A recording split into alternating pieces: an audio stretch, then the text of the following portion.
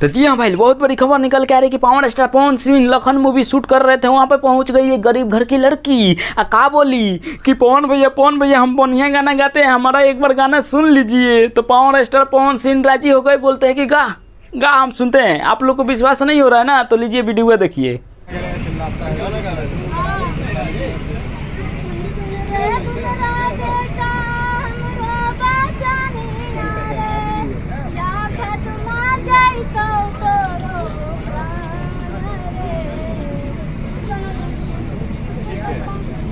हमारे भाई हैं, इनका नंबर ले लो और बात करता हूँ।